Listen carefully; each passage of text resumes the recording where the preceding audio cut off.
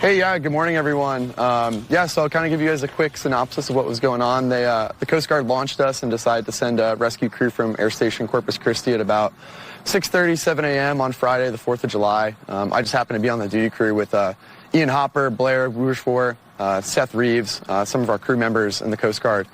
And they sent us out. We kind of encountered some pretty serious weather, some of the worst flying we've ever dealt with personally. It took us, which should have been an hour flight, probably took us about 7 or 8. Just to get into the landing zone. Once made about 4 different approaches trying to get in, we were able to get boots on the ground with the Air National Guard, Department of Public Safety for Texas, game wardens. And we decided to leave me on scene at Camp Mystic. That was kind of our main triage site we were trying to help out with. And we decided, hey, if we leave the rescue swimmer on scene, we'll have more space in our Dolphin MH-65. So based on that, I got on scene, boots on the ground at Camp Mystic. Kind of discovered I was the only person there. As far as like first responders go. So yeah, I had about 200 kids mostly, all scared, terrified, cold, having probably the worst day of their life, and I just kind of need to triage them, get them to a higher level of care, and get them off the flood zone with a lot of the US-60 Army helicopters. United States Army National Guard was landing their 60s with Task Force 1, some of their rescue swimmers, and they were able to land. We kind of came up with 2 different landing zones. There was one off an archery field and then one at a soccer field. So yeah, we were able to kind of land those 60s in there. And then I was kind of the main guy as far as like grabbing people, usually like 15 to 10 kids at a time, maybe one adult with them, and bringing them over to those 60s and getting them to a different LZ that was kind of safe and had more first responders than just myself out there. Had you ever done this before? No, this is my first one. I haven't had any cases before. I've been a rescue swimmer for about a year, fully trained for about 6 months. So yeah, this is my first experience, but I really just kind of relied on the training we get. Coast Guard rescue swimmers get some of the highest level training in the world. So really just kind of relied on that, and that, just knowing that any of the rescue swimmers in the Coast Guard would have done the exact same, if not better than me. So training is one thing, but this was the real deal. Yeah, this is definitely the real deal, but I just remembered that, when I got on scene, there was, 200 kids looking to someone for some sort of comfort and safety. They don't really know what my experience is or my rank or my age. They just know, hey, this guy's a professional and he's here to help us, and I kind of had to live up to that standard.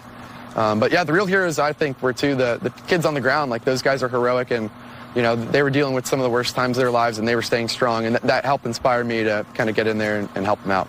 Well, you sure stayed strong as well. Thank you for joining us this morning. Congratulations on a job well done. Yeah. That man was alone. First mission ever, he said, I think. And he carried 200 kids through hell while the river rose 26 feet in 45 minutes. Salute to you, man. And you know what?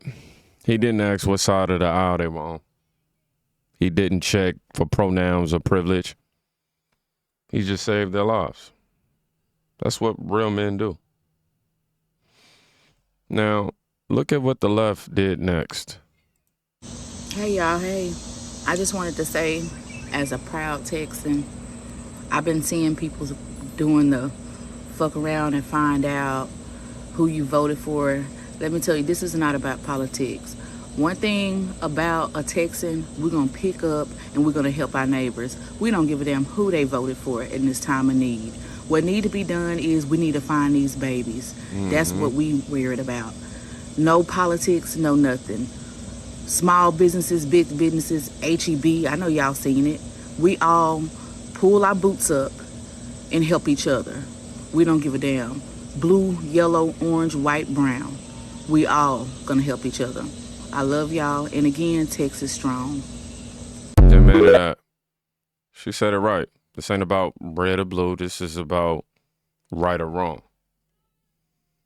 When the storm hit, it was Texas getting the flood.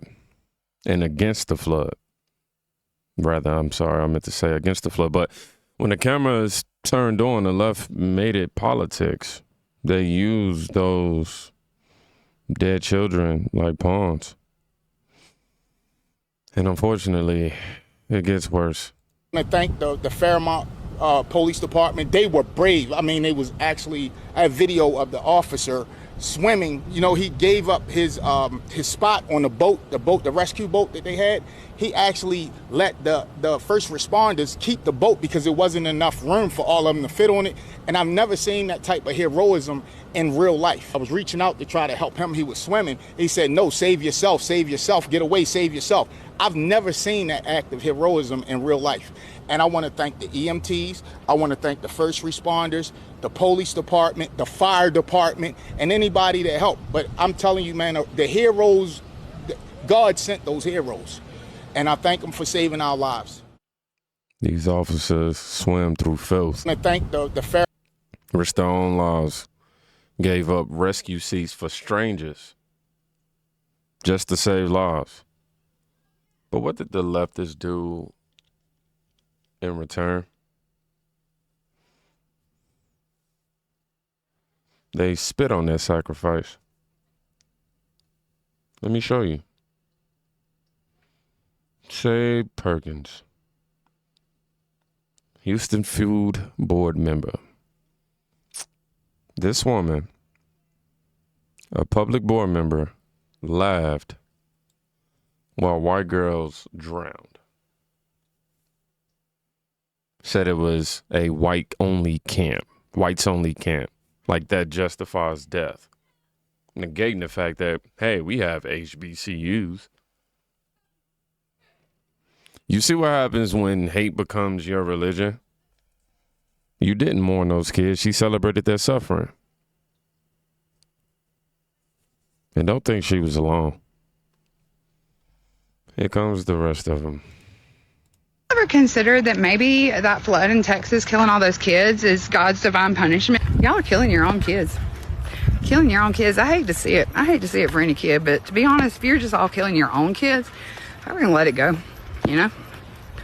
But you're killing our kids too. You're killing children and you're ruining the country and the planet for our children and grandchildren for generations. I fucking hate you so much. I hate you so fucking much. Truly don't care if maggots get caught in a flood or a fire that they weren't warned about. Get what you voted for. No sympathy here. No empathy. None. Bereft of it. However, those kids in Texas were children.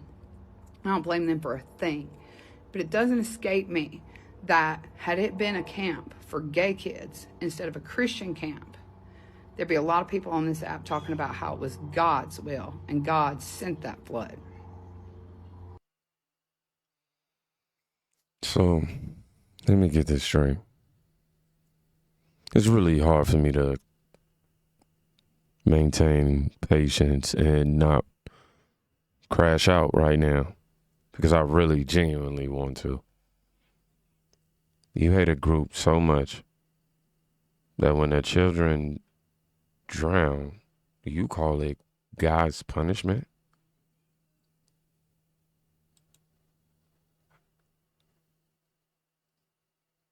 Have you lost your soul? This is the same side that screams about compassion every election year, but when the waters rose, they showed you who they really are.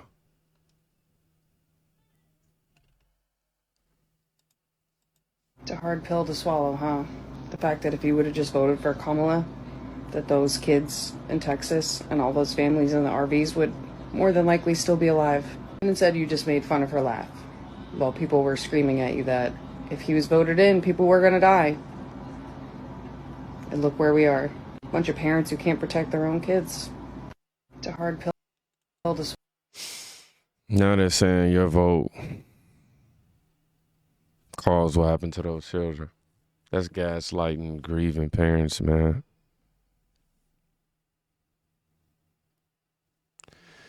Turning a tragedy into a campaign that this is psychological abuse masquerading as politics. And it only gets darker. Oh, yeah. For any of you people that want to say, oh, well, children don't vote, referring to these Magites and their children that died in them floods, their parents voted for them to die. So take that up with the fucking parents. bombard them with that fucking shit. Yeah? Doesn't that make more sense? Ain't that what they say about the immigrants? They subjected their kids to this? Well, guess what? Them motherfuckers that died in the flood subjected their kids to danger. Eh. What's the fucking difference? Oh, yeah. For any of you people that want to say, oh, well. This wasn't just disrespect. This was demonic. She said with her whole chest that those kids deserved it because their parents voted Republican. Tell me, please remind me again, who are the hateful ones? Please. So wait, Texas has been cheering on ICE all across the country, and now y'all want sympathy for a flood? Have you lost your minds? No, I don't feel sorry for you. I feel sorry for the mom that had that 4-year-old ripped from her arms and will have to hear her baby scream in her head for the rest of her life. That's who I feel bad for, MAGA. You guys voted to take this National Weather Service away. You guys voted and cheered on Doe's shutting everything down. I don't care about you people.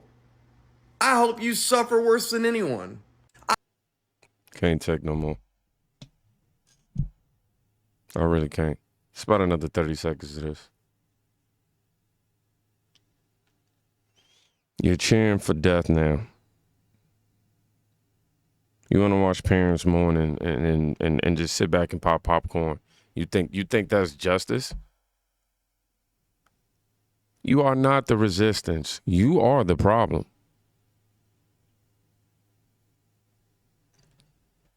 And when all that filth wasn't enough, Democrats even went lower. I do think as lawmakers, we have a responsibility, though, to look at, did cuts affect the ability for folks on the ground and at the camp to have an earlier, better warning? But this is really going to, should we just attack government for government's sake? And for the last 6 months, we've seen an effort to undermine the hard work of government workers, whether it's air traffic controllers who keep planes from colliding in the air, or FEMA first responders who go into the harshest hit places in America. But if I do think is now they're trying to blame Trump for the weather. Forget the first responders. Forget the heroism. Forget the families. Just find a way to spin it. It ain't about helping victims. It's about milking the tragedy. Now, Stacey Abrams says that the budget cuts caused the deaths. What had just happened in Texas, the fact that they slashed the National Weather Service, whether or not that was the direct proximate cause of those deaths, the fact that we're having that conversation is the issue. The fact that we aren't sure is the problem.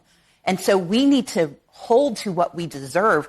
We should not be dissuaded, especially as black women, as women of color, as people of color. We should not be convinced that we don't have power. They are mad at us for a reason. There are enough of us that we can change the outcome of elections, but also change the outcome of power. The hell did that happen? Oh, look. Plain and simple. The Weather Service gave a 12-hour warning. But the facts don't matter to these people. Only narratives. They don't want you to think. They want you to submit. To hate who they tell you to hate. To cry for who they approve. But not here. Not on my watch. Same thing. We see what they hiding. We mourn every innocent life, man, no matter their color, their camp, or their country. We don't need a political party's permission to care. To those who mock these girls, you're not activists. You're cowards. And God don't play about children. Y'all be safe. Go check on somebody today. You can quite literally be saving their life. Peace.